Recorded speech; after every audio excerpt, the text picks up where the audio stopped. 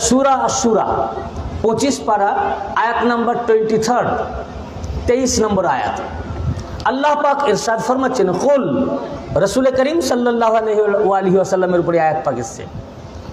নবী পাক সাল্লাল্লাহু আলাইহি ওয়াসাল্লামকে আল্লাহ পাক বললেন কুল লা আসআলুকুম আলাইহি আজরান ইল্লাল মাওয়াদ্দাতা ফিল কুরবা।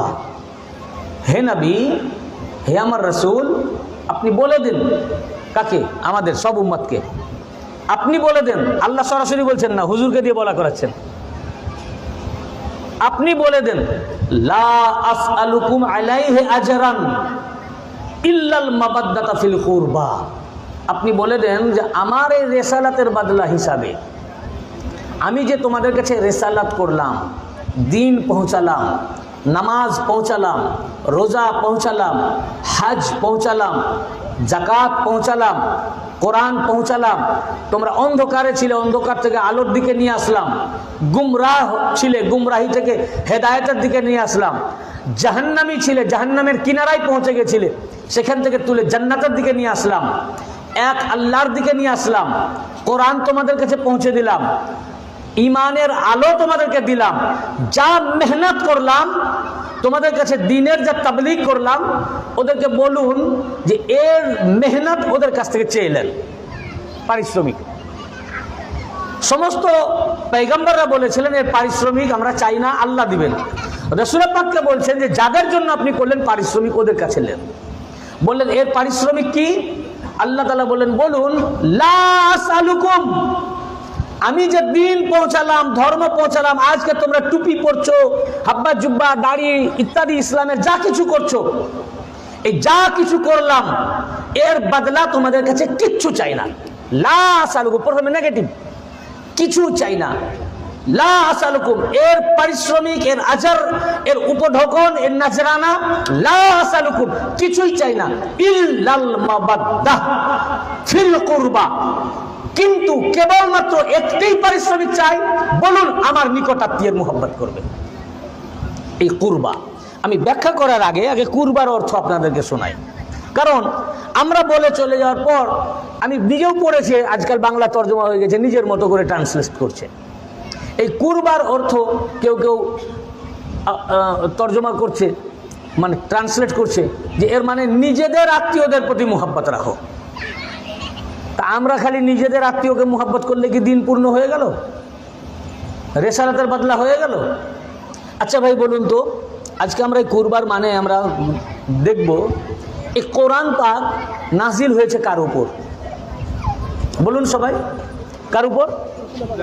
রাসূল আকরাম সাল্লাল্লাহু আলাইহি ওয়াসাল্লামের উপর। তো কোরআন যার ঘরে নাজিল হয়েছে, এই কোরআনের মানে সেই রাসূল পাক বেশি জানেন না মৌলভী সাহেব বেশি জানে? বলেন সবাই, বলেন জোরে। কে? রাসূল পাক না? হ্যাঁ, এই আল্লাহর ভাষা আল্লাহ ছাড়া কেউ বেশি ভালো বুঝবে? আরবি জানলে যে মানে জানবে তা নয়। তাই যদি হতো, এই যে মাস্টার মশাই বসে আছেন, কি চঞ্চল ভাই না, চয়ন ভাই, আপনি কোন সাবজেক্টের? ইতিহাস। আপনাদের স্কুলে বাংলা টিচার আছে? হ্যাঁ, আপনারা বাংলা স্কুলে মাধ্যমিক, উচ্চ মাধ্যমিক, গ্র্যাজুয়েশনও করেছেন, বাংলা অনার্সও আছে, স্কুলে বাংলা টিচার ছিল? আছে না নাই? আপনাদের আশপাশে যত স্কুল আছে বলুন না ভাই, আছে না? কেন বাংলা টিচার লাগবে কেন? ওটা তো আপনার মাতৃভাষা। নিজে নিজে বই দেখবেন, পড়বেন, হবে না? নিজে নিজেই পড়বেন, ওটা তো ইংরেজি নয়, আরবি উর্দুও নয়, নিজের মাতৃভাষা। নিজে নিজেই পড়বেন, নিজে নিজেই বুঝবেন। খামাখা 50,000 60,000 টাকা মাইনা দিয়ে গভর্নমেন্টের খামাখা বাংলা টিচার পুষেছে। দেশের টাকা মাটি নাকি? না মাটি না, দরকার। কেন দরকার বলুন তো? মাতৃভাষা হলেও আমরা বাংলা সব জানি না। কারণ যেমন ধরুন আমরা পড়েছি, আপনারাও পড়েছেন, রবীন্দ্রনাথ ঠাকুরের আমি বলি। রবীন্দ্রনাথ ঠাকুর লিখেছেন রথযাত্রা লোকারণ্য মহাধুমধাম, ভক্তেরা লুটায়ে পথে করিছে প্রণাম, রথ ভাবে আমি দেব, পদ ভাবে আমি, মূর্তি ভাবে আমি দেব, হাসে অন্তর্যামী। কিছু বুঝলেন? আমরা ভাব সম্প্রসারণ করেছি, যদিও আমি সায়েন্স স্টুডেন্ট, কিন্তু মাধ্যমিক অবধি তো বাংলা পড়েছি। তাতে আমরা পড়েছি শৈবাল দিঘিরে বলে উচ্চ করি শির, লিখে রাখো এক ফোঁটা দিলেম শিশির। কিছু বুঝলেন? এটা তো বাংলা ভাই, ইংরেজি তো বলিনি। কেন বুঝলেন না? উনি আরও বলেছেন বহুদিন ধরে বহু পদ জুড়ে বহু ব্যয় করে দেখিতে গিয়াছি পর্বতমালা, দেখিতে গিয়াছি সিন্ধু, দেখা হয় নাই ঘর হইতে এক পা ফেলিয়া একটি ঘাসের শীষের উপর একটি শিশির বিন্দু। এটা কিছু বোঝা গেল? যদি এটা লিখতে বলা হয় তো দেখা যাবে আপনি 4 লাইনও লিখতে পারবেন না। আবার এর অর্থ যিনি শিখেছেন সে 2 পাতা লিখে দেবে। এটা তো বাংলা, বুঝতে পারছি না কেন? কারণ যিনি লিখেছেন তার নাম রবীন্দ্রনাথ ঠাকুর বা আরও অন্যান্য কাজী নজরুল ইসলাম, বঙ্কিমচন্দ্র চট্টোপাধ্যায়, তারপরে আরও অনেক সৈয়দ মুজতবা আলী ইত্যাদি ইত্যাদি। ইনাদের যে ভাষার স্ট্যান্ডার্ডিটি, আমরা ওই স্ট্যান্ডার্ডে নই। তাদের যে ফিলোসফি, তার হাই থট, তাদের দর্শন, তাদের ফিলোসফি হাই থট, তাদের ভাষার স্ট্যান্ডার্ড আমাদের থেকে খুব উচ্চ, যার কারণে বাংলা হলেও ওই স্ট্যান্ডার্ডে আমরা যেতে পারিনি, যার কারণে আমরা বুঝতে পারছি না। এই জন্য টিচার লাগছে। 2 লাইন শৈবাল দিঘিরে বলে উচ্চ করি শির, লিখে রাখো 1 ফোঁটা দিলেন শিশিরে। 2 লাইন যখন শিক্ষক মশাই বুঝিয়ে দিলেন, আপনি 2 পাতায় ব্যাখ্যা লিখে দিলেন। যতক্ষণ শিক্ষক বুঝালেন আপনি বুঝতে পারছেন না। আবার সেই শিক্ষক বুঝেছেন তার শিক্ষকের কাছে, তিনি শিখেছেন তার শিক্ষকের কাছে, তিনি তার শিক্ষকের কাছে। এইভাবে শিক্ষাটা এসছে কোথা থেকে? মূল রবীন্দ্রনাথ ঠাকুর থেকেই। যার ফিলোসফি, তিনি কি দর্শনে এটা লিখেছেন উনি জানেন। তো বাংলা ভাষা হলেও আমাদের টিচার দরকার। কি টিচার দরকার? কেন? তার ভাষার স্ট্যান্ডার্ড খুব হাই। তো ভাই, রবীন্দ্রনাথ খালেক না মাখলুক? মানে রবীন্দ্রনাথ স্রষ্টা না সৃষ্টিকর্তা? ষষ্ঠ সৃষ্টিকর্তা কি হলো? স্রষ্টা না সৃষ্টি? সৃষ্টি। রবীন্দ্রনাথ কি আল্লাহ, রব? তা আল্লাহর সৃষ্টি রবীন্দ্রনাথ ঠাকুরের ভাষায় যদি আমরা বুঝতে না পারি, কাজী নজরুল ইসলামের ভাষার স্ট্যান্ডার্ড এমন, আমরা যদি বুঝতে না পারি, যেন শিক্ষক লাগে বাংলা হলেও। তো রবীন্দ্রনাথ ঠাকুর, কাজী নজরুল ইসলাম, বঙ্কিমচন্দ্র, সৈয়দ মুজতবা আলী, সকলের রব স্রষ্টা। আল্লাহর ভাষা মুল্লা বুঝবে কি করে? বুঝতে পেরেছেন না? আল্লাহর ভাষা তো আরো হাই হবে ভাই। কি বুঝতে পারছেন না? আল্লাহর ভাষার ফিলোসফি, এর কোরআন, এর থট, এর দর্শন, এই ভাষার স্ট্যান্ডার্ড মাখলুকের বোঝা সম্ভব নয়, যদিও মাতৃভাষা আরবি হয়। এর জন্যই আল্লাহ রসুল বলেছেন 2টো জিনিস রেখে গেলাম। কটা জিনিস? শুরু করেছি প্রথমে 2টো জিনিস দিয়ে, কোরআন আর কোরআনের সাথে সাহেবে কোরআন, তোমাদের শিক্ষক, তোমাদের টিচার, যাদের ঘরে কোরআন এসেছে, আমার ঘরওয়ালা, আমার আহলে বাইত, আমার ঘরওয়ালা, আমার যারা তোমরা আহলে বাইতের কাছ থেকে কোরআন শিখবে তারা হেদায়েত প্রাপ্ত। যারা আহলে বাইতকে ছেড়ে দিয়ে নিজে নিজে কোরআন শিখতে যাবে ও গুমরাহ। মানে উল্টা করবে, মানে কি করবে? উল্টা করবে না? এর অনেক মেশাল আছে। ভুল মানে করবে, বুঝতে পারবে না, আল্লাহর ফিলোসফি বুঝবে না। ঠিক এই জন্য নিজে নিজে মানে করছে, কুরবার মানে নিজে নিজে করছে। তো এই কোরআনের অর্থ সবচেয়ে বেশি জানেন কে? যার উপরে কোরআন, তিনি রসুল পাক, নাকি অন্য কেউ জানবে? এই জন্য এর অর্থ কার কাছ থেকে নিতে হবে বলুন? রসুল পাক থেকে। আমরা দেখব এই আয়াতের অর্থ রসুল পাক কি করেছেন, নাকি রসুল পাক যেটা করছেন ওটাই তো নিব। দেখুন, এই আয়াত পাক যখন অবতীর্ণ হলো, সাহাবায়ে কেরামরাও সঠিক ওনাদের মাথায় আসলো না যে কুরবার মানে কি। এই জন্য সাহাবীরা এসে রসুল পাকের কাছে সমবেত হলেন এবং তারা দ্বারস্থ হলেন, প্রশ্ন করলেন, ইয়া রাসূলুল্লাহ, এ কুরবার মানে কি? কুরবা মানে তো নিকট আত্মীয়। ইবনে আব্বাস নিজেই জিজ্ঞাসা করছেন, উনিও তো আত্মীয়র মধ্যে। ইবনে আব্বাস রসুল পাকের আপন চাচাতো ভাই, আপন চাচাতো ভাই। তিনিও বুঝেছেন এই কুরবার নিশ্চয় ইনার মিনিং কিছু রয়েছে, এর দর্শন অন্য। আমি আত্মীয় হলেই যে আমিও এর মধ্যে শামিল হব তা নয়। কি অর্থ আছে আল্লাহ জানেন, আল্লাহ রসুল জানেন। তিনি এসে আল্লাহ রসুলের সামনে দাঁড়ালেন, বললেন, ইয়া রাসূলুল্লাহ, কুরবার মানে আমাদেরকে বলে দেন। ভাই, সাহাবায়ে কেরাম তাদের মাথায় ঢুকছে না কুরবার মানে কি। রসুল পাকের কাছে তাফসীর জিজ্ঞাসা করছেন আর মোল্লার মাথায় ঢুকে গেছে। ভাই, বুঝতে পারছেন না? এই 1400 বছর পর মৌলভী সাহেবদের মাথাতে ঢুকে গেছে এবং তারা যে মানে লিখছে আজকে বাংলা উর্দু তর্জমায়, 1400 বছরে আজ তাক কোনো মুফাসসির এ মানে করেন নাই। আমি এই আয়াতের তাফসীরে 10 খানা হাদিস ও তাফসীরের কিতাব থেকে আমি আপনাদের কোট করতেছি। কটা? 10। এই কুল লা আসআলুকুম আলাইহি আজরান ইল্লাল মাবাদ্দাতা ফিল কুরবা, এই আয়াতের তাফসীরে সর্বপ্রথম হাদিসের কিতাব কোট করি, তারপর তাফসীর। হাদিসের কিতাবের মধ্যে ইমাম আহমদ ইবনে হাম্বল হাদিসের কিতাব ফাজাইলুস সাহাবা দ্বিতীয় খণ্ডে 669 পৃষ্ঠায় হাদিস নম্বর 1141। ফের এই আয়াতের তাফসীরে ইমাম তাবরানী মুজামুল কবিরের তৃতীয় খণ্ডে 47 পৃষ্ঠা হাদিস নম্বর 2641। আবার ইমাম তাবরানী মুজামুল কবিরের 11তম খণ্ডে 444 পৃষ্ঠা হাদিস নম্বর 12259। আবার এই আয়াতের তাফসীরে ইমাম হাইসামি মাজমাউজ জাওয়ায়েদ 7ম খণ্ডের 103 পৃষ্ঠায় এই হাদিসটি রিওয়ায়াত করার পর এর রেজালের সনদ বর্ণনা করেছেন রেজালুস সিকা, এর সমস্ত রেজাল সিকা। এই আয়াতের তাফসীরের কিতাবের মধ্যে সর্বপ্রথম যে তাফসীরের কিতাব প্রত্যেক মাদ্রাসায় পড়ানো হয়, বেরেলভি, দেওবন্দি, লামজাবি, ওয়াহাবি সব মাদ্রাসায় তাফসীরে জালালাইনের মধ্যে। ফের এই আয়াতের তাফসীরে ইমাম সিউতি আল্লামা জালালউদ্দিন সিউতি তার তাফসীরে দুররে মনসুর আল কাহিরা, কায়রো প্রিন্ট, মিশর 13তম খণ্ডের 149 থেকে 150 পৃষ্ঠা। আপনি ভাববেন আমি বলে দিয়ে চলে যাচ্ছি, না, আপনি এখনই হোক কিংবা ঘরে এসে হোক, আপনি এই দুররে মনসুর দেখতে চাইলে আমার কাছে ল্যাপটপ ট্যাব সব রয়েছে, আমি বার করে দেবো, নারা আরবিতে লেখা, আপনি পড়বেন, জনগণ আবার শুনবে, এগুলো জাবারজেরবিহীন 149। এই যে আমি এগুলো কোট, এটা আমার নিজের লেখা বই, ইসলাম ও কারবালা, ইমাম হুসাইন আলাইহিস সালামের জন্য মাতাম ও গিরিয়া জারি করার শরঈ জাওয়াজ, দ্বিতীয় ভলিউম। এই কিতাবে আমি এগুলো সব কিতাব থেকে নোট করেছি। ফের এই আয়াতের তাফসীরে ইমাম ফখরুদ্দিন রাজি রহমাতুল্লাহ আলাইহি তার তাফসীর আল কবির, এটা 32 খণ্ডে লেখা, তার 27তম খণ্ডের 167 পৃষ্ঠা। আবার এই আয়াতের তাফসীরে আল্লামা জামাখশরী তার তাফসীর আল কাশাফ 3য় খণ্ডের 235 পৃষ্ঠা। আবার এই আয়াতের তাফসীরে ইমাম কুরতুবী তাফসীর আল কুরতুবী 4th খণ্ডের 415 পৃষ্ঠা। আবার এই আয়াতের তাফসীরে ইমাম হযরত ইবনে আব্বাস রাদিয়াল্লাহু আনহু তাফসীরে ইবনে আব্বাস 2য় খণ্ডে 780 পৃষ্ঠা। 10খানা হাদিস ও তাফসীরের কিতাব থেকে আমি এখানে কোট করেছি, আরো অনেক কিতাবে রয়েছে, এখানে আমার কোট করা হয়েছে 10টা থেকে।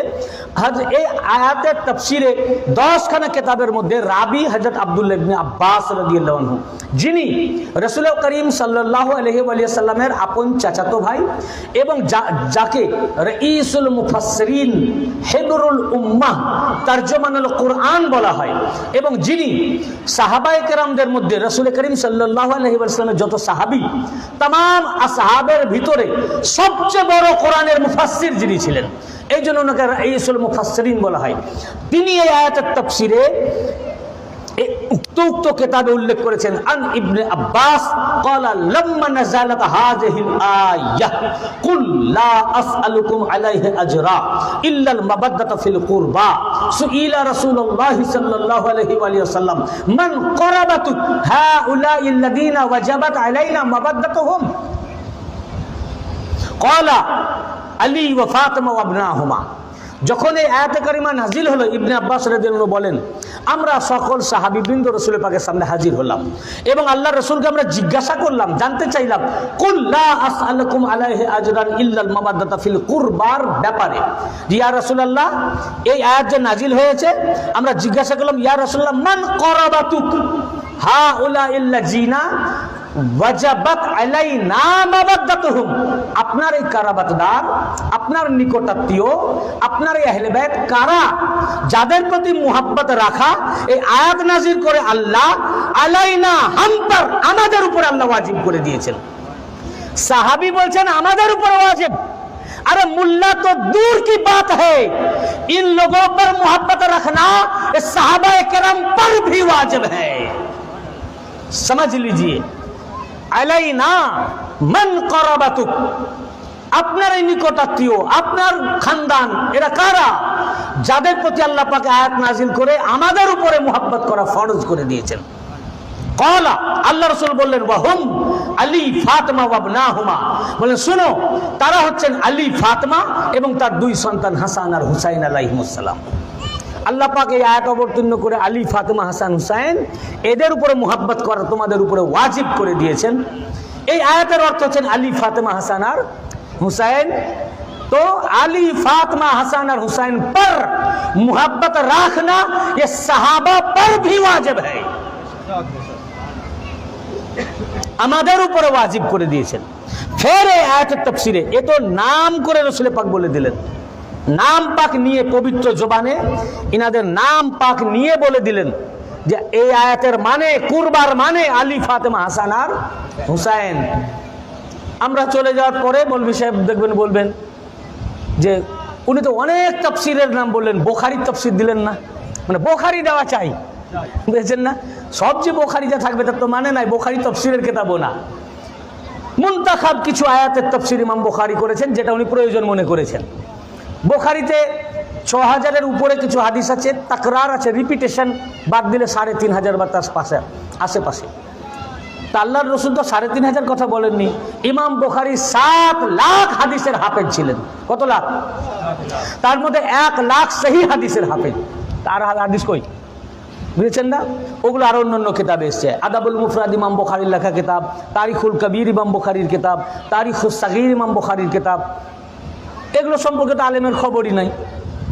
কিন্তু যদিও পুরা কোরআনের তাফসির ইমাম বুখারী করেন নাই, কারণ এই বুখারী তো তাফসিরের বই নয়, বেছে বেছে উনি যেটা প্রয়োজন মনে করেছেন। এই আয়াতকে উনি এত ইম্পর্ট্যান্ট মনে করেছেন যে এই আয়াতের তাফসির উনি ছাড়েননি। এই বুখারীর তাফসির যদি শুনাই তো আবার এই বুখারীর তাফসির শুনে আবার বুখার না আসে। বুখার বুঝেন তো? জ্বর। ইমাম বুখারী এই আয়াতের তাফসির উনি করেছেন। সহিহুল বুখারী, দারুল উলুম দেওবন্দ প্রিন্ট। কোন প্রিন্ট? দেওবন্দ প্রিন্ট। কিতাবুত তাফসির, দ্বিতীয় খণ্ড, ৭১৩ পৃষ্ঠা। কত পৃষ্ঠা? এটা ছাড়াও আরো ৪খানা কিতাবের মধ্যে আছে, টোটাল ৫খানা। ইমাম তিরমিজি আবু তাফসির, দ্বিতীয় খণ্ড, ১৫৭ পৃষ্ঠা, এবং ইমাম কুরতুবী তাফসিরে কুরতুবী, চতুর্থ খণ্ডে ৪১৪ পৃষ্ঠা, ইমাম সিউতি তাফসিরে দুরর মনসুর ১৩তম খণ্ডের ১৪৪ থেকে ১৪৫, এবং ইমাম আহমদ ইবনে হাম্বল তার মুসনাদে ইমাম আহমদ ইবনে হাম্বল, চতুর্থ খণ্ড, হাদিস নাম্বার 2599। এতগুলো কিতাবে এসছে। এবার আমি বুখারী থেকে শোনাচ্ছি। সহিহ বুখারী, বুখারী শরীফে এই হাদিসের রাবিও হযরত ইবনে আব্বাস রাদিয়াল্লাহু আনহু। আন ইবনে আব্বাস আন্নাহু সুইলা আন কওলিহি ইল্লাল মাওয়াদাতা ফিল কুরবা। ইবনে আব্বাস যখন রাসূল পাককে জিজ্ঞাসা করলেন যে এর মানে কি, রাসূল পাক বলে দিলেন। সব সাহাবী তখন মওজুদ ছিলেন না। পরে যখন অন্যান্য সাহাবীরা শুনলেন এই আয়াত নাজিল হয়েছে, ইবনে আব্বাস রাদিয়াল্লাহু আনহু জিজ্ঞাসা করেছেন, হুজুরের মানেও বলে দিয়েছেন, তখন অন্যান্য সাহাবায়ে কেরামরা ভিড় করলেন। ইবনে আব্বাস রাদিয়াল্লাহু আনহু জিজ্ঞাসা করলেন, ইয়া ইবনে আব্বাস, এই ইল্লাল মাওয়াদাত ফিল কুরবার মানে কি? আল্লাহ রাসূল কি বলেছেন? যখন ইবনে আব্বাস রাদিয়াল্লাহু আনহু জিজ্ঞাসা করলেন, ওখানে রাসূল পাক সাল্লাল্লাহু আলাইহি ওয়া সাল্লামের জলিলুল কদর সাহাবী হযরত সাঈদ ইবনে জুবাইর রাদিয়াল্লাহু আনহু উপস্থিত ছিলেন। উনি আর ধৈর্য ধরতে পারলেন না। ইবনে আব্বাস জবাব দেওয়ার আগে উনি জবাব দিয়ে বসে থাকলেন। কি বললেন? আন ইবনে আব্বাস আন্নাহু সুইলা আন কওলিহি ইল্লাল মাওয়াদাতা ফিল কুরবা। ইবনে আব্বাস থেকে বর্ণিত যে তাকে জিজ্ঞাসা করা হলো ইল্লাল মাওয়াদাতা ফিল কুরবার ব্যাপারে, যে কুরবা কারা, যাদের প্রতি মুহাব্বত করা আল্লাহ পাক এই আয়াত নাজিল করে ওয়াজিব করে দিয়েছেন। ফাকালা সাঈদ ইবনে জুবাইর, ওখানে সাঈদ ইবনে জুবাইর রাদিয়াল্লাহু আনহু উপস্থিত ছিলেন। তিনি বলে উঠলেন, কুরবা আলে মুহাম্মদ। বলে শোনো, এই আয়াতে কুরবার অর্থ দ্বারা आले मोहम्मद का अल्लाह पाक बुझिएছেন। ये तफसीर आम तफसीर नहीं, ये बुखारी का तफसीर है। बुखारी बुखारी कहते हो तुम, बुखारी बुखारी करते हो, बुखारी पढ़ो। बुखारी खुल के आंख फाड़ के देख लीजिए आप लोग। इमाम बुखारी की बोलेছেন, पाक पंजातन तो বটেই, इमाम बुखारी तफसीर। আলী ফাতেমা হাসান আর হুসাইন আলাইহিমুস সালাম ইনারা তো বটেই, বরং ইনাদের মাধ্যমে কিয়ামত তক যত আলে মুহাম্মদ আসবেন ইনাদের উপরে মুহাব্বত করা আল্লাহ আয়াত নাজিল করে ফরজ করে দিয়েছেন। যে আলে মুহাম্মদের উপরে সারা বিশ্বের মুসলমান নামাজের মধ্যে জ্ঞাত অবস্থায় হোক বা অজ্ঞাত অবস্থায় আমরা দরুদ পড়ি। কি পড়ি না নামাজে? আল্লাহুম্মা সাল্লি আলা মুহাম্মাদ ওয়া আলা আলে মুহাম্মদ। আল্লাহ দরুদ প্রেরণ করো মুহাম্মাদের উপরে এবং মুহাম্মাদের বংশধরের উপরে, আলীর উপরে, ফাতেমার উপরে, হাসানের উপরে, হুসাইনের উপরে, গৌস পাকের উপরে, কিয়ামত তক যত औलाद আসবেন। আজ নামাজের মধ্যে আল্লাহ পাক মুহাম্মদ ও আলে মুহাম্মাদের জিকিরকে, স্মরণকে, তাদের ইয়াদগারকে, তাদের দরুদকে ভরে নিয়েছেন। আজ নামাজের মধ্যে আপনি জিক্রে হুসাইন করছেন, জিক্রে আলী করছেন, জিক্রে ফাতেমা করছেন। আল্লাহ পাক বাধ্য করে নিয়েছেন, তুমি মানো আর না মানো, নামাজ হর মুসলমান পড়বে। যখন মসজিদে তুমি আসবে, আল্লাহর সামনে দাঁড়াবে, আল্লাহর নামাজ পড়বে। যতক্ষণ পর্যন্ত তুমি নামাজে করলে, আল্লাহর তাসবিহ করলে, আল্লাহর সানা পড়লে, আল্লাহর কোরআন পড়লে, আল্লাহর কিয়াম, রুকু, সুজুদ, কওদ সব যখন হয়ে গেল, এবারে ততক্ষণ পর্যন্ত আল্লাহর নামাজ তোমার আল্লাহর দরবারে কবুল হবে না। যদি নামাজকে কবুল করতে চাও, বসে যাও। নামাজের ভিতরে জিক্র, এই নামাজে আল্লাহ ছাড়া কারো নাম নেওয়া জায়েজ, কারো স্মরণ করা জায়েজ। ইচ্ছাকৃতভাবে কারো স্মরণ করলে শিরক হবে।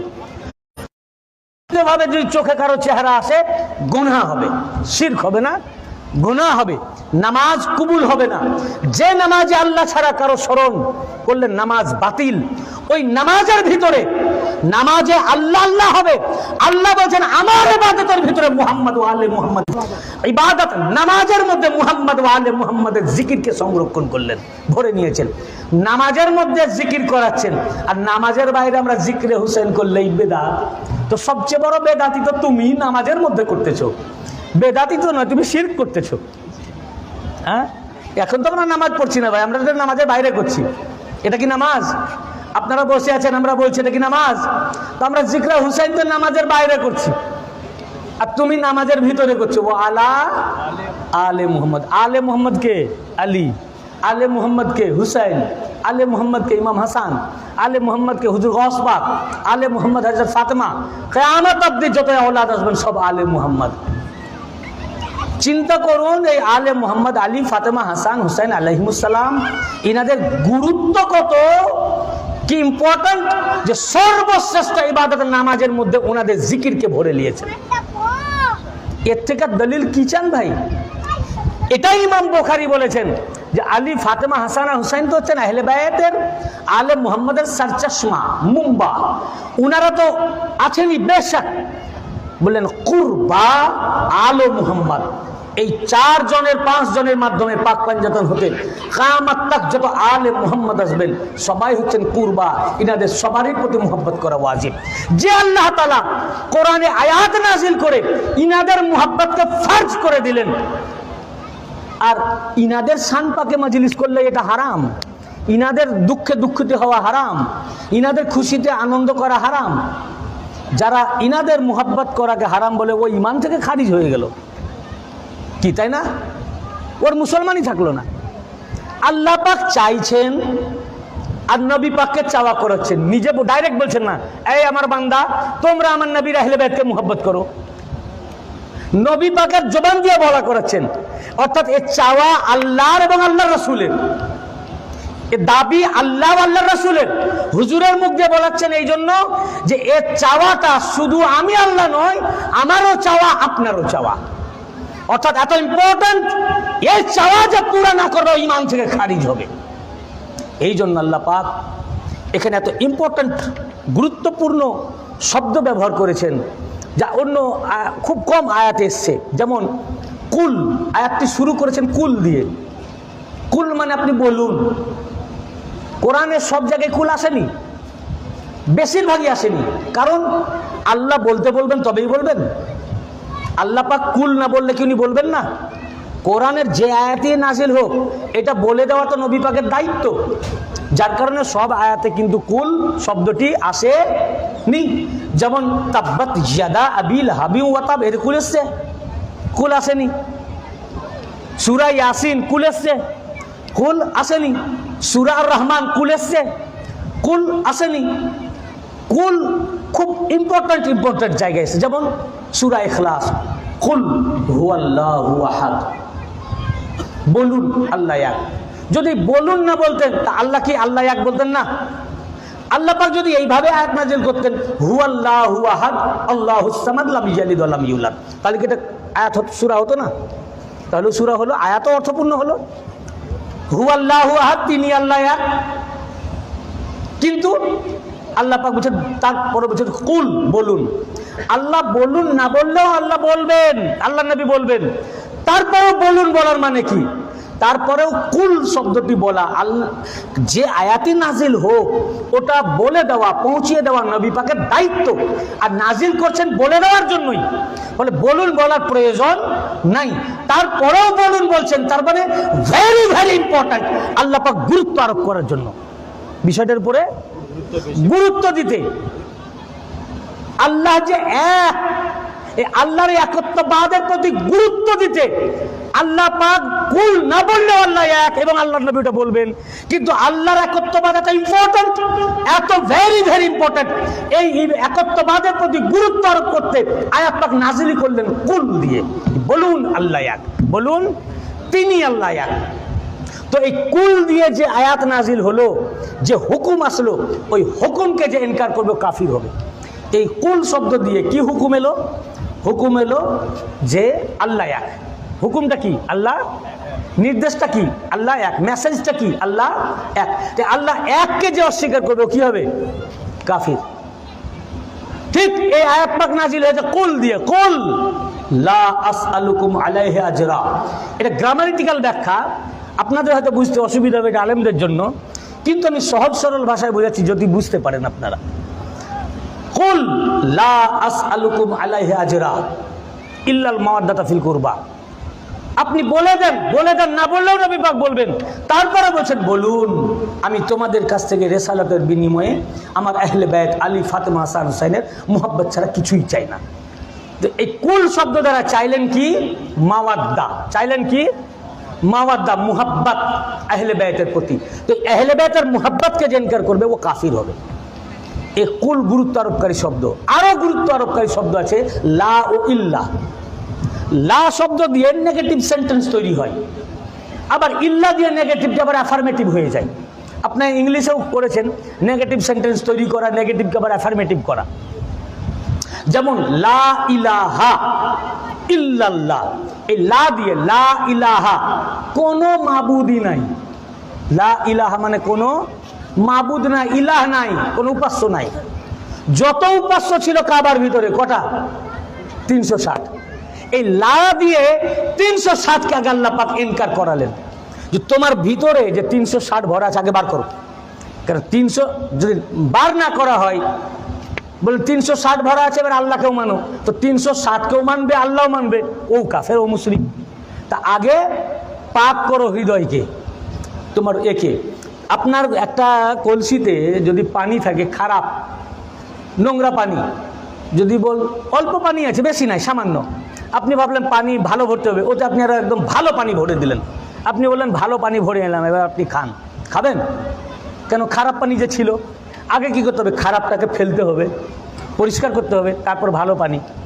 তো আল্লাহ পাক ওই শিক্ষা দিলেন লা ইলাহা, কোনো মাবুদ নাই, কোনো মাবুদই নাই, সমস্ত মাবুদকে আগে ইনকার করো। যত মাবুদ, যত উপাস্য, যত ইলাহ, যার যার তোমরা ইবাদত করো, যত আল্লাহ তোমাদের আছে, লা ইলাহা, কোনো আল্লাহ নাই, কোনো মাবুদ নাই, কোনো উপাস্য নাই। সবকে নেগেটিভ করার পর যখন ফাঁকা হয়ে গেল, এবার বলছে ইল্লা আল্লাহ, কিন্তু আল্লাহ, মানে সব আল্লাহকে মাইনাস করার পর এক আল্লাহকে প্রতিষ্ঠিত করা হলো, যে আল্লাহই আল্লাহ, আল্লাহই আল্লাহ, আর কেউ মাবুদ নাই। বুঝতে পেরেছেন? এই লা দিয়ে সবকে ইনকার, ইল্লা দিয়ে যাকে প্রতিষ্ঠিত করা হলো, কাকে? আল্লাহকে। কাকে? ইল্লা আল্লাহ। ইল্লা দিয়ে, লা দিয়ে ইনকার, নেগেটিভ, মাইনাস। ইল্লাহ দিয়ে যাকে প্রতিষ্ঠিত করা হলো, কাকে? আল্লাহকে। এই আল্লাহকে যাকে প্রতিষ্ঠিত করা হলো, তাকে যে ইনকার করবে ও কি? কাফের। ঠিক এখানে লা আসআলুকুম, এই গ্রামাটিক্যাল ব্যাখ্যা, লা আসআলুকুম আলাইহি আজরা, আমি যে দ্বীনের তাবলীগ করলাম, হে রিসালাতে জামির, যা কিছু রিসালাত করলাম, নামাজ, রোজা, হজ, যাকাত, ইবাদত, বান্দেগী, দাড়ি, টুপি, লেবাস, তোমরা শিরক করছিলে, শিরকের কিনারা থেকে এক আল্লাহর দিকে, হেদায়েত, গুমরাহি থেকে হেদায়েতের দিকে, অন্ধকার থেকে আলোর দিকে, জাহান্নামের কিনারা থেকে জান্নাতের দিকে, যা কিছু তাবলীগ তোমাদের করলাম, আপনি বলুন লা আসআলুকুম, এর বদলা কিছুই চাই না, কিছুই চাই না, সমস্ত চাওয়া ও পাওয়াকে ইনকার করলেন। কি করলেন? মাইনাস করলেন, নেগেটিভ। কিছুই চাই না, না নামাজ, না রোজা, না হাজ। এর বদলা হিসাবে না নামাজ, না রোজা, না হাজ, না যাকাত, না ইবাদত, না বন্দেগী, বরং এই নামাজ, রোজা, ইবাদত, বন্দেগী এর বদলা লা আসআলুকুম, কিছুই চাই না। সমস্ত চাওয়া ও পাওয়াকে আল্লাহ ইনকার করলেন, মাইনাস করলেন, নেগেটিভ করে এবার বলছেন কিছুই চাই না। সব চাওয়াকে বিলীন করে দেওয়ার পর বলে ইল্লাল মাওয়াদ্দা, কিন্তু ভালোবাসা, ফিল কুরবা আমার আহলে বাইত আলী, ফাতেমা, হাসান আর হুসাইন। তো ইল্লা শব্দ দিয়ে যাকে প্রতিষ্ঠিত করা হলো, কি প্রতিষ্ঠিত? মাওয়াদ্দাতে আহলে বাইত, মাওয়াদ্দায়ে আহলে বাইত। এই আহলে বাইতের মাওয়াদ্দা যাকে প্রতিষ্ঠিত করা হলো, এই আহলে বাইতের মুহাব্বতকে যে ইনকার করবে ও কাফির। ও কি? বুঝতে পেরেছেন না? তো আল্লাহ পাক বললেন, বলে দেন লা আসআলুকুম আলাইহি আজরান ইল্লাল মাবাদ্দাতা ফিল কুরবা। আপনি বলে দেন ওদেরকে, আপনি যে রিসালাত করলেন, নামাজ নিয়ে আসলেন, রোজা নিয়ে আসলেন, হাজ নিয়ে আসলেন, যাকাত নিয়ে আসলেন, কোরআন নিয়ে আসলেন, ইসলাম নিয়ে আসলেন, এই লেবাস নিয়ে আসলেন, অন্ধকার থেকে তাদেরকে আলোর দিকে নিয়ে আসলেন, ওদেরকে নিয়ামত দান করলেন, হেদায়েত দান করলেন, নাজাত দিলেন, যা কিছু ওরা ইসলাম থেকে পেল, ওদেরকে বলেন এর বিনিময়ে তোমাদের কাছ থেকে কিছুই চাই না, একটি চাই ইল্লাল মাওয়াদ্দাতা ফিল কুরবা, শুধু আমার আহলে বাইত। এর পারিশ্রমিক হিসাবে একটাই চাই, আপনি চান ওদের কাছে বলুন আমার আহলে বাইত আলী, ফাতেমা, হাসান, হুসাইনকে মুহাব্বত করো। যেখানে আল্লাহ পাক আয়াত নাজিল করে পুরা রিসালাতের বদলা, আজর, পারিশ্রমিক হিসাবে আহলে বাইতের মুহাব্বত চাইলেন। তো আহলে বাইত এর মুহাব্বত, নামাজ, রোজা, হাজ, যাকাত, তামাম ইবাদত বন্দেগীর পারিশ্রমিক, এটা ঈমানের মূল কেন্দ্র। নারে তাকবীর,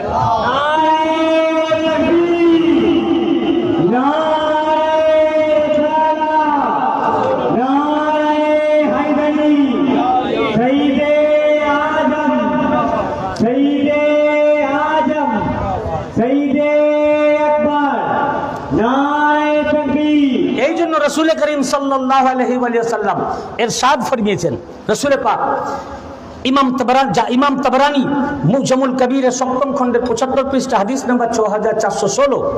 আবার ইমাম তাবরানী মুজামুল আওসাত 7ম খণ্ডের 59 পৃষ্ঠা হাদিস নাম্বার 5790। ফের হাদিস ইমাম বাইহাকি শুআবুল ঈমান 2য় খণ্ডের 189 পৃষ্ঠা হাদিস নাম্বার 1505। ফের হাদিস ইমাম দাইলামি মুসনাদুল ফেরদাউস 5ম খণ্ডের 154 পৃষ্ঠা হাদিস নাম্বার 7795। ফের হাদিস ইমাম হাইসামি মাজমাউ জাওয়ায়েদ 1ম খণ্ডের 77 পৃষ্ঠা, এবং ইমাম হাইসামি বর্ণনা করেছেন রেজালুস সিকা, রেজাল এর সমস্ত রাবি, বিশ্বস্ত রাবি, সিকা রেজাল। এই হাদিস হযরত আব্দুর রহমান ইবনে আবি লাইলা রাদিয়াল্লাহু আনহু তার পিতা থেকে বর্ণনা করেন। আন আব্দুর রহমান ইবনে আবি লাইলা আন আবি قال رسول الله صلى الله عليه وسلم لا يؤمن عبد حتى اكون احب اليه من نفسه وتكون عترتي احب اليه من عترته وتكون اهلي احب اليه من اهله وتكون ذاتي احب اليه من ذاته। রাসূল পাক সাল্লাল্লাহু আলাইহি ওয়াসাল্লাম ইরশাদ ফরমিয়েছেন, ততক্ষণ পর্যন্ত কোন বান্দা মুমিন হবে না যতক্ষণ পর্যন্ত না ওই বান্দা আমাকে নিজের জান থেকে, আমার আহলে বাইতকে নিজের আহলে বাইত থেকে, আমার বংশকে নিজের বংশ থেকে, আমার ইতরাক সন্তান সন্ততিকে নিজের সন্তান সন্ততি অপেক্ষা বেশি মুহাব্বত না করবে, ততক্ষণ পর্যন্ত তার কলবে ঈমান প্রবেশ করবে না, ও মুমিন হবে না। ফের ইমাম তিরমিজি দারুল উলুম দেওবন্দ প্রিন্ট, তিরমিজি শরীফ 2য় খণ্ডের 217 পৃষ্ঠায় রিওয়ায়াত করেছেন এর রাবি হযরত আব্দুল্লাহ ইবনে আব্বাস রাদিয়াল্লাহু আনহু। তিনি বলেন রাসূল পাক সাল্লাল্লাহু আলাইহি ওয়াসাল্লাম ইরশাদ ফরমিয়েছেন, ওয়াল্লাযী নাফসি বিয়াদিহি লা ইয়াদখিলু কলবা রাজুলিন আল ঈমান হাত্তা ইউহিব্বুকুম লিল্লাহি ওয়া লিরাসূলিহি। হযরত রাসূল পাক সাল্লাল্লাহু আলাইহি ওয়াসাল্লাম ইরশাদ ফরমাচ্ছেন, সেই রব্বে যুল জালাল, যার কবজায়ে কুদরতে আমার প্রাণ, তার কসম। আল্লাহর নবীর কসম খাওয়ার দরকার আছে? এমনি বললে মানবেন না? কি ভাই, মানবেন কি মানবেন না? চিন্তা করছেন নাকি যে না কসম না খেলে নবীর কথাও মানবো না? তো বলুন কসম খাওয়ার দরকার আছে? দরকার নাই। আছে? দরকার নাই। তারপরে কসম খাচ্ছেন কেন? গুরুত্ব দিতে, মানে এটা ছাড়া তোমার ঈমান হবেই না, হবেই না। ওয়াল্লাযী নাফসি বিয়াদিহি লা ইয়াদখিলু কলবা রাজুলিন আল ঈমান, খোদার কসম যার কবজায় কুদরত আমার প্রাণ, ততক্ষণ পর্যন্ত কোন বান্দার, কোন ব্যক্তির কলবে ঈমান প্রবেশই করবে না যতক্ষণ পর্যন্ত না সেই ব্যক্তি, হে আমার খানদান, তোমাদেরকে আল্লাহর হুকুম অনুযায়ী এবং আমার আল্লাহর রাসূলের কারণে তোমাদের মুহাব্বত না করে। অর্থাৎ তোমাদেরকে যতক্ষণ মুহাব্বত না করবে কলবে ঈমান প্রবেশ করবে না। এবং ইমাম তিরমিজি বলেছেন এর সনদ হাযা হাদিসুন হাসানুন সহিহ, এই হাদিসের ইসনাদ হাসান এবং হাদিস সহিহ। আবার এই হাদিস ইমাম আহমদ ইবনে হাম্বল তার মুসনাদে ইমাম আহমদ ইবনে হাম্বলের 3য় খণ্ডের 294 থেকে 95 পৃষ্ঠা, হাদিস নম্বর 1772 এর মধ্যে রওয়ায়াত করেছেন হাদিস শরীফ। ফের এই আয়াতের তাফসীরে আল্লামা জালালউদ্দিন সুয়ুতি তাফসীর আদ-দুররুল মানসুর আল কাহিরা মিশর প্রিন্ট 13তম খণ্ডের 150 থেকে 151 পৃষ্ঠা এবং হাদিসের কিতাবের মধ্যে আহমদ ইবনে হাম্বল তার মুসনাদের 3য় খণ্ডের 295 পৃষ্ঠা এবং ইমাম হাকিম তার মুস্তাদরাক আলা সাহিহাইনের 3য় খণ্ডের 332 থেকে 333 পৃষ্ঠা, এতগুলো কিতাবের মধ্যে একটি হাদিস এসেছে। এবং আল্লামা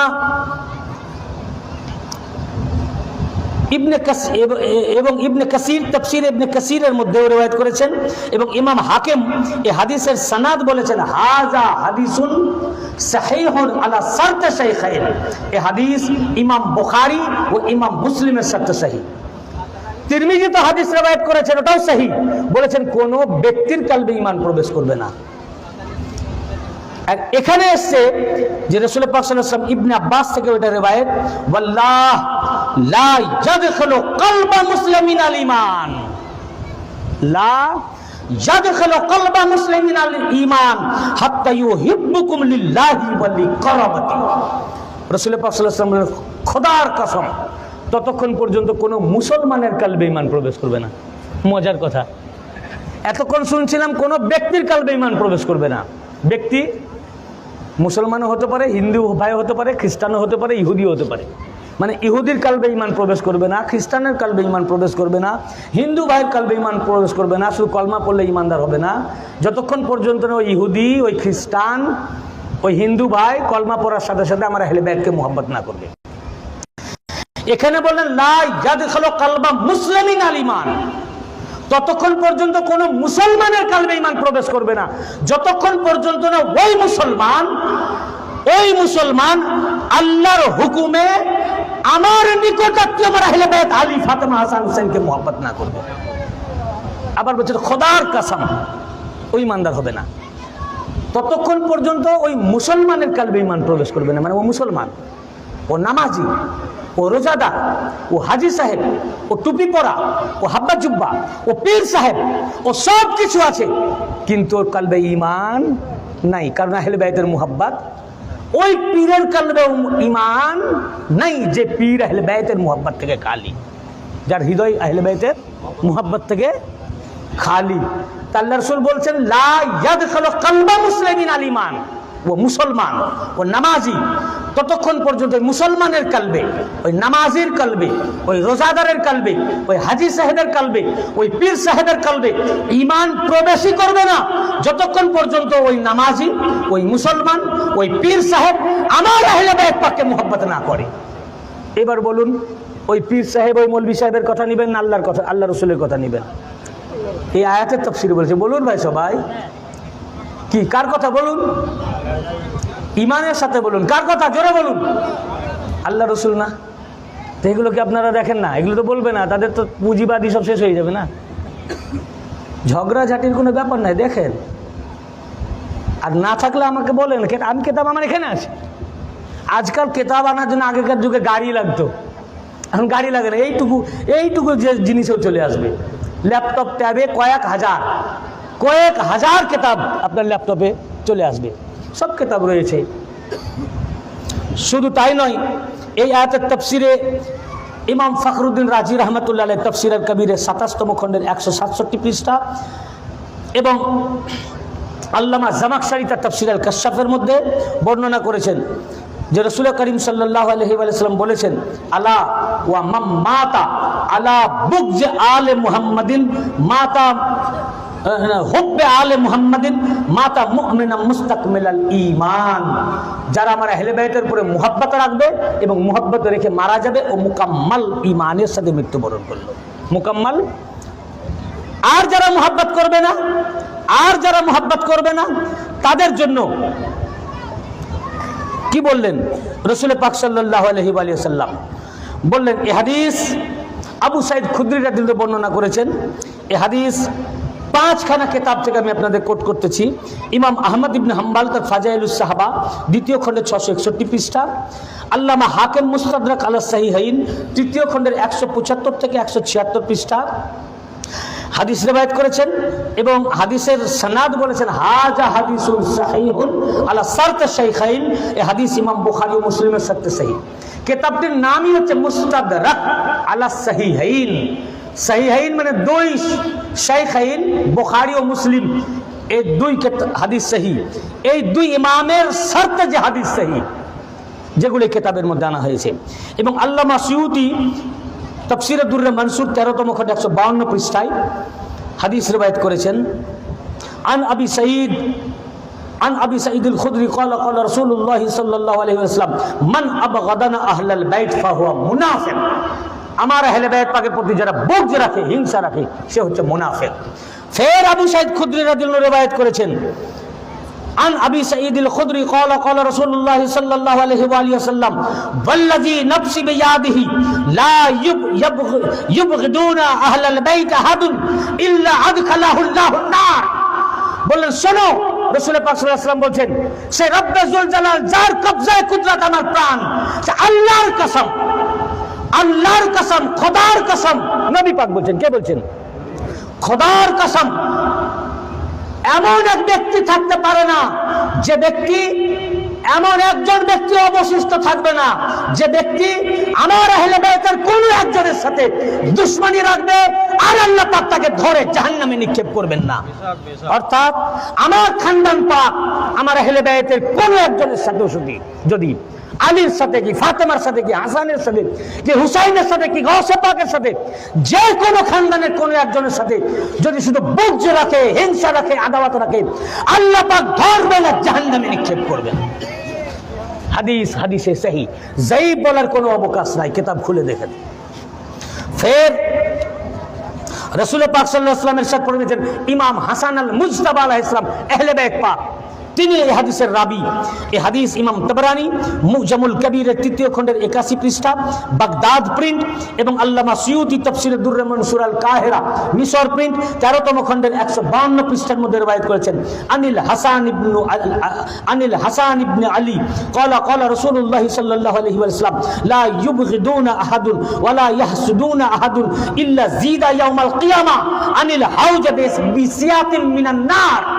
আল্লাহ ইমাম হাসান আলাইহিস সালাম বলেন, আমার নানা জান রাসূল পাক সাল্লাল্লাহু আলাইহি ওয়াসাল্লাম ইরশাদ ফরমিয়েছেন, এমন এক ব্যক্তি থাকবে না যে আমাদের আহলে বাইত পাকের সাথে বুগজ রাখবে, আদাওয়াত রাখবে, এবং আমাদের আহলে বাইতের সাথে হাসাদ রাখবে, হিংসা রাখবে, আর আল্লাহ পাক তাদেরকে আগুনের চাবুক দিয়ে কিয়ামতের দিনে হাউজে কাউসার থেকে চাপকে দূর করবেন না।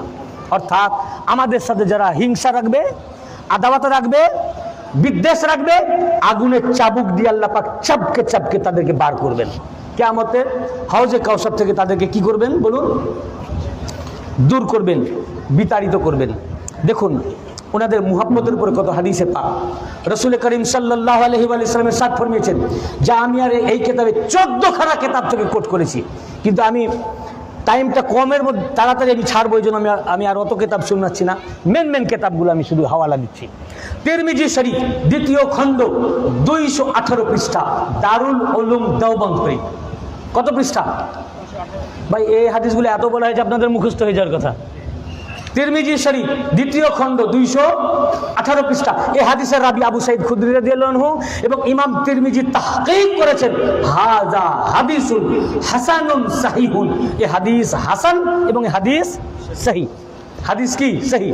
আন আবি সাঈদ আল খুদরি قال قال رسول الله صلى الله عليه وسلم الحسن والحسين سيدا شباب اهل الجنه। হাসান আর হুসাইন, রাসূল পাক সাল্লাল্লাহু আলাইহি ওয়াসাল্লাম বলেন হাসান আর হুসাইন জান্নাতের যুবদলের সর্দার, জান্নাতের যুবকদের। তাহলে বুড়োদের সর্দার কে? এই যে আমাদের মুরব্বী ভাই বসে আছেন, তাহলে আমাদের সর্দার কে? বুড়ো জান্নাত যাবে না। চিন্তায় পড়ে গেলেন ভাই যে আমরা জান্নাত যাব না? বেশক যাবেন, আপনি আহলে বাইতের মুহাব্বতে বসে আছেন। হাসান হুসেনের নাম বলছি তো আপনি হাসছেন, মানে মুহাব্বত আছে বলেই তো খুশি হচ্ছেন। বুড়ো যারা বৃদ্ধ, হাদিস পাকে আছে যারা জান্নাত যাবে, যখন জান্নাতে যাবে সে আর বৃদ্ধ থাকবে না, ইয়াং ম্যান, যুবক হয়ে জান্নাতে প্রবেশ করবে। অর্থাৎ সব জান্নাতীরা হবে হেলদি, স্বাস্থ্যবান, রোগমুক্ত, চামড়া জড়ো জড়ো হবে না, ইয়াং যেমন হয়, বুঝেছেন না? সব যুবক। আর এটা হিউমার দিয়ে রাসূল পাক বললেন সমস্ত জান্নাতি যুবকের সর্দার, তার মানে সমস্ত জান্নাতি পুরুষদের সর্দার হাসান হুসাইন। রাসূল পাক নিজে থেকে কিছু বলেন, সূরা নাজম, ওয়ামা ইয়ানতিকু আনিল হাওয়া ইন হুয়া ইল্লা ওয়াহয়ুন ইউহা।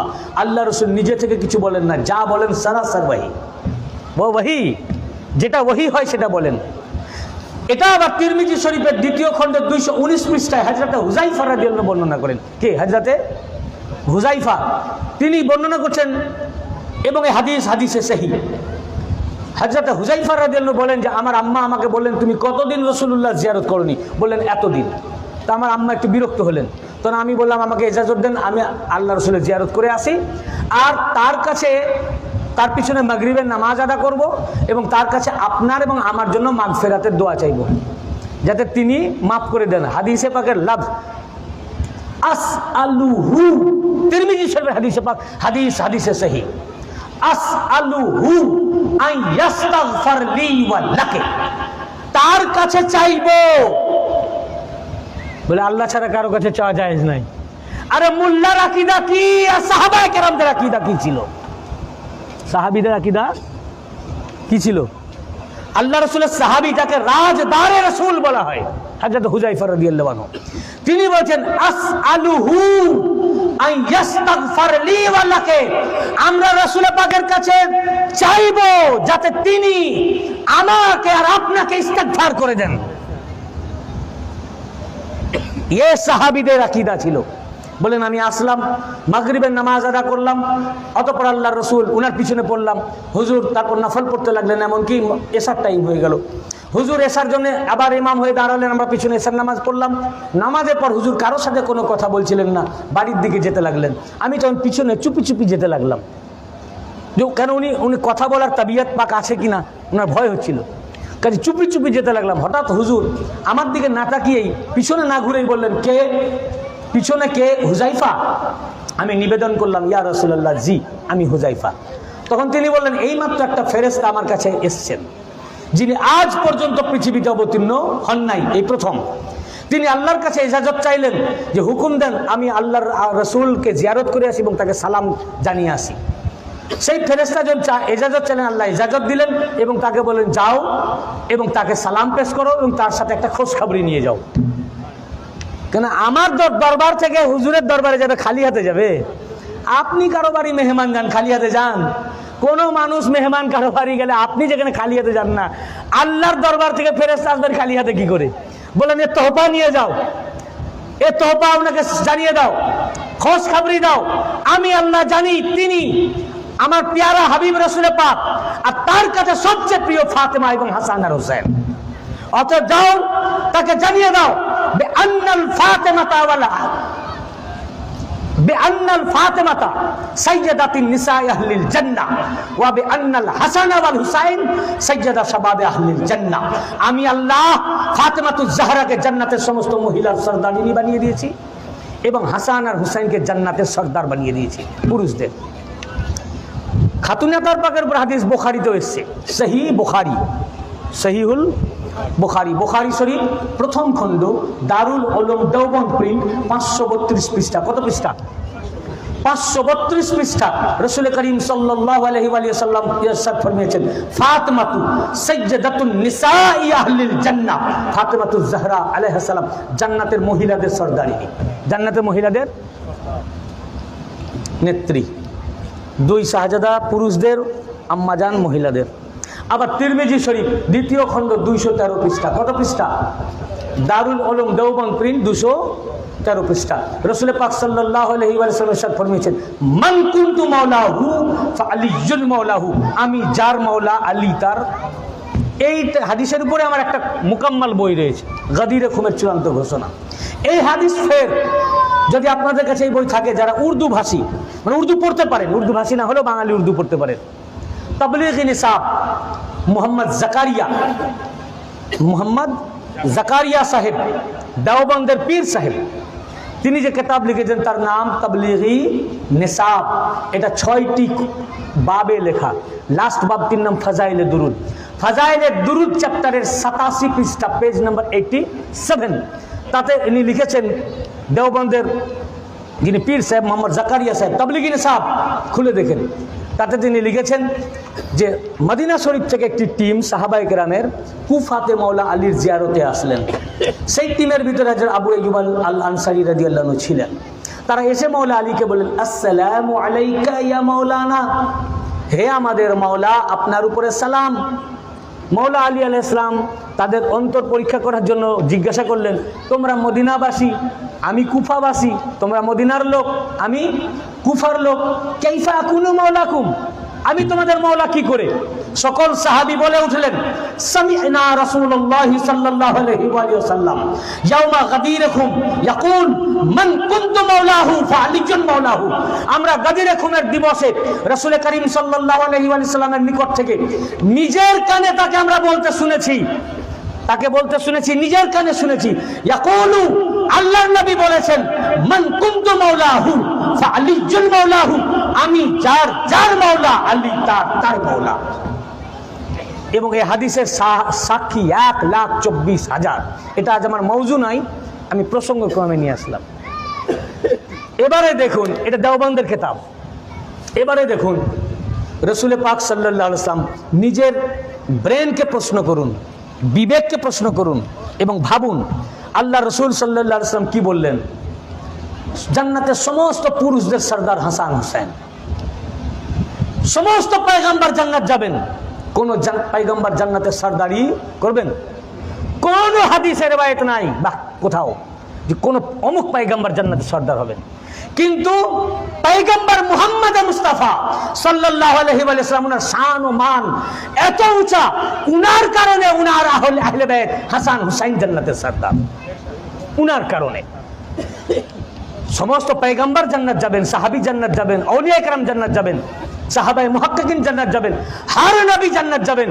জান্নাতে হর পয়গম্বরেরও সর্দার হাসান আর, যারাই জান্নাতি তাদের সর্দার হাসান আর। তো দুই শাহজাদা জান্নাতের দুটো ডিপার্টমেন্ট, একটা পুরুষ একটি মহিলা। পুরুষ ডিপার্টমেন্টের নেতা কে ভাই বলুন? সবাই বলুন, কে? জোরে বলুন, আমি শুনতে পাচ্ছি না। কে? হাসান আর? আপনাদের গলার আওয়াজ কম নাকি? জোরে বলুন, হাসান আর? পুরুষ ডিপার্টমেন্টের ইমাম, নেতা, সর্দার, মালিক কে? মহিলা ডিপার্টমেন্টের সর্দার কে? দুই শাহজাদার আম্মা, দুজনের আম্মা হযরত ফাতেমা। মহিলা ডিপার্টমেন্টের সর্দারিনী, নেত্রী ফাতেমা। সমস্ত মুমিনদের মাওলা কে? দুই শাহজাদার বাবা আলী, মাওলা আলী। সমস্ত নবীদের সর্দার কে? দুই শাহজাদার নানা রাসূল পাক। তো জান্নাতের মালিক শাহজাদা হাসান হুসাইন, মহিলাদের মালিক তার আম্মা ফাতেমা, সমস্ত মুমিনদের মাওলা তারি আব্বা আলী, সমস্ত নবীদের নেতা तारी सैयदुल मुरसलीन तारी नाना रसूल पाक। तो जन्नत तो इन्हीं का है। ये पाक पंजतन अतहार जन्नत का मालिक व वारिस है। ये मजलिस जन्नत वालों के है। যারা জান্নাতের নেতা মালিক তাদের দুশ্মনী করে জান্নাতে যাওয়ার আশা রাখেন, হাজার নামাজ পড়লেও এই জান্নাতে যাবে না। যাবে? যাবে না। কেন যাবে না? দেখুন, এই হাদিস রিওয়ায়াত করেছেন, যতই ইবাদত করুক আর যতই বন্দেগি করুক, এই হাদিস ইমাম তাবরানি ফের হাদিস রিওয়ায়াত করেছেন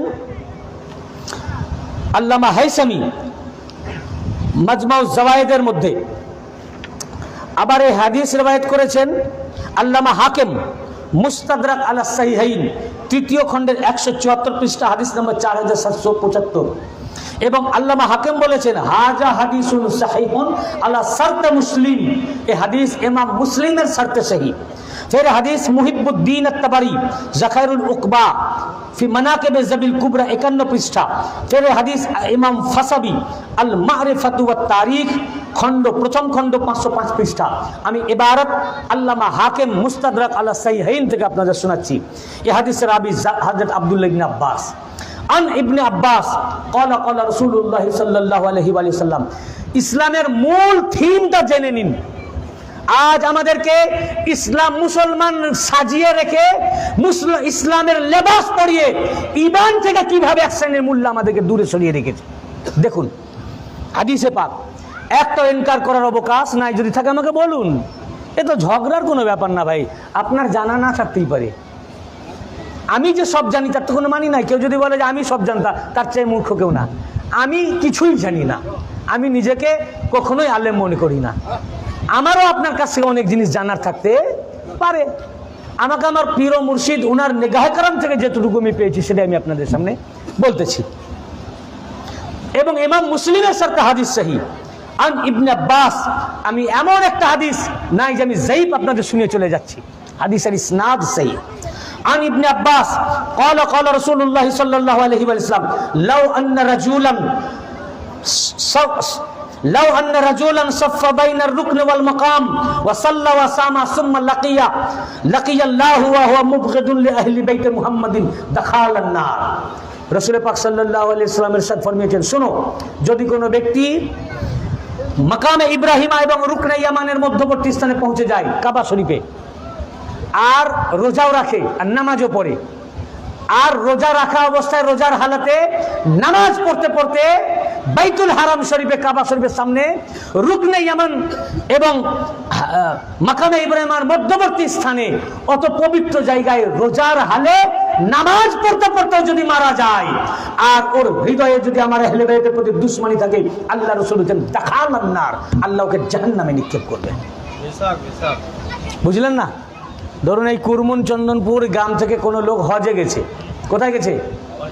হজ করতে কি উমরা করতে গিয়ে 10 দিন বাদ টেলিফোন আসলো যে হোটেলে স্ট্রোক করে মারা গেছে। আপনারা কি বলবেন? চারিদিকে হুলুস তুলুস পড়ে যাবে। কি তাকদীর! হ্যাঁ, হজ করতে গিয়ে মারা গেছে, কাবা শরীফে মারা যায়নি, মক্কা শরীফে হোটেলে। বলে হজ করতে গিয়ে মারা গেছে, সোজা জান্নাত। বলে কাবা শরীফের মক্কা মুকাররমার মাটি পেয়ে গেল। তার 100 বছর পর তার পোতা বা নাতি থাকলে তারা বলবে, জানিস আরে আমার দাদার কবর মক্কা শরীফে। কোথায়? মক্কা শরীফে। বিরাট ব্যাপার, একবারে জান্নাত দরজা খোলা।